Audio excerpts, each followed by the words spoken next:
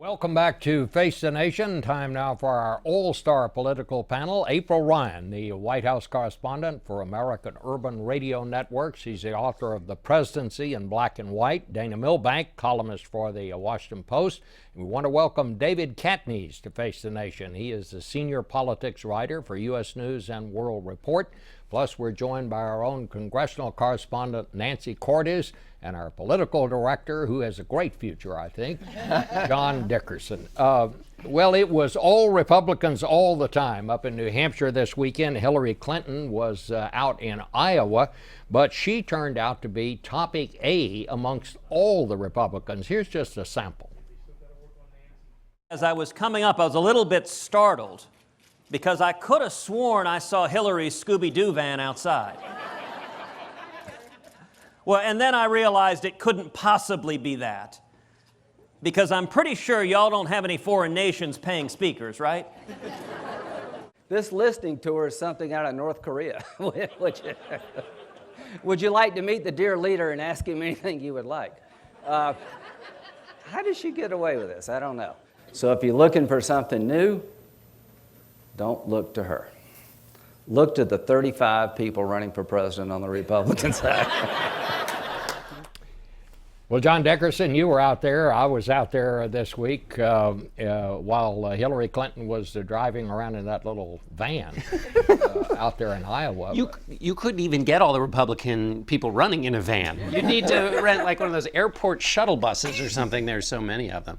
One thing that was interesting about the Republicans is there's so many of them, but there was no favorite. There's nobody, maybe Chris Christie's doing this, but who's stacking all their chips on New Hampshire the way they have in the past. So it's a freewheeling open contest. And what's interesting is you see the different way voters are trying to categorize these folks. So on the one hand, they love a speaker like Ted Cruz because he's pure. He just speaks the old-time religion. But then Frank Luntz did a focus group with all the activists one morning on Saturday morning. And he said, raise your hand if you want a senator in the White House. About 3 to 5 did. Raise your hand if you want a governor. The entire room raised their hands. So they love a senator's rhetoric, but do they want the executive experience of a governor in the office? They're all figuring all that stuff out. Good thing they have 10 months to do it. David, you have been tracking Ted Cruz, among other things, and while they may not want a senator, he has to be taken seriously, I think. And I didn't believe that at the beginning of this, but he raised $4 million the week after he announced his campaign. He's now raised about $30 million. Is he a serious candidate? He has to be taken seriously, and the Cruz campaign told me that since the end of that first quarter, they've already raised an additional $1 million, so they believe they are in the top tier. Look, most Republicans, you talk to them, they don't believe Ted Cruz will ultimately be the nominee. But with a guy that has that type of money, and he's also establishing the organization, and if you look at the polls, he did get a boomlet in Iowa and New Hampshire, and his campaign has said it has held. That, he's right now second place in New Hampshire. Now, will it hold in the ensuing months? That's too soon to tell. But right now, you'd have to probably bump Ted Cruz up into that top tier, at least for the time being. You, Nancy, were out in Iowa watching Hillary Clinton. You got to say, it's a very unusual way to start a campaign here. I mean, she hasn't had a news conference And yet. she's a very unusual candidate who doesn't necessarily need as much attention because she isn't in the airport shuttle. She's all by herself in the van. She probably wouldn't mind getting less attention rather than more. The question that a lot of us had who were out on the trail this week was, is this what the entire campaign is going to look like, where she's kept at a distance from us? Or was this just the first week, the rollout, where they didn't want it marred by questions about Benghazi or emails? And is she going to open up as time goes on? We just don't know. Well, the question I asked Joe Manchin, and I'd like to get your take on this, Dana, and also you, April. I mean, why is it that a party that's won the last 2 elections, some would even say they won the last 3, because a lot of Democrats still think that Al Gore won that election. Why is it that party comes up with one candidate? I think it's extraordinary, Bob. And if you look at O'Malley, I mean, he in that interview, he was hardly challenging Hillary at all. And I think if he's just going to sit there and say, I did a good job as mayor of Baltimore and I was a good governor, I mean, he has as much chance of landing on the White House as if he's going in there in a gyrocopter. It's just not going to happen unless he takes her on more forcefully. There is potentially a huge populist opening here for somebody. Nobody's taking that Elizabeth Warren position, and I think it's extraordinary. They may not beat Hillary, but there's a real opportunity here, and I know you're going to have some free time after this summer. So If possibly. nominated, I will. But Bob, you know, there is a thing called the Clinton machine, and some of the Republicans have made mention of it. Huckabee even made mention of it.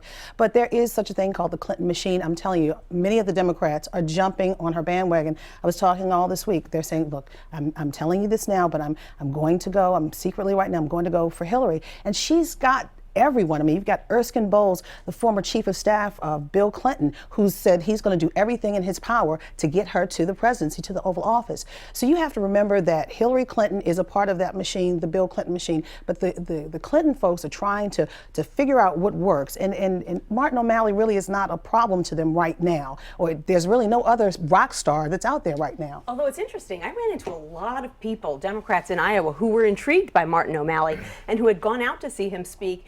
And you know, you got to remember, Iowa is a caucus state, and a caucus involves getting into a room and talking about your choices. Well, if there aren't any choices, a caucus isn't a lot of fun.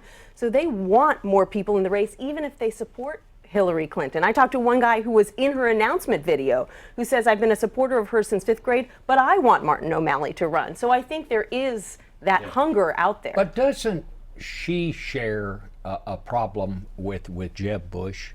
You know, I interviewed George W. Bush a month or so ago, and I said, what do you think your brother's main problem is? What's his main challenge? And he said, me. He said he has got to make the campaign about him, not about me. And that's why you're not going to see him make any big speeches out on the campaign trail, because he himself says the minute I make a speech, then it's about me again. And he's got to keep them looking forward, not backward. Doesn't she have to do exactly the same thing? Keep people from looking in the rear view mirror and keep them focused out front. Can she do that? Well, I think that's why you had that Jeb Bush boomlet when everybody said, wow, he's really going to be the 800-pound gorilla, and it didn't happen. It's not. There's only one tier in the Republican race now, and nobody's really broken out. And part of Jeb's problem was because who's going to run against Hillary? Well, you do need a fresh face there, and Hillary, of course, faces that same problem. The answer for that, though, is to get out there and talk to people. It's not to sit in your Scooby-Doo van being chased by the media down a lawn in Iowa and refuse to get out there. I think Democrats should want somebody in there challenging her. I think you see the Scooby-Doo van if you're a Democrat and you say, ruh-roh. Well, but this was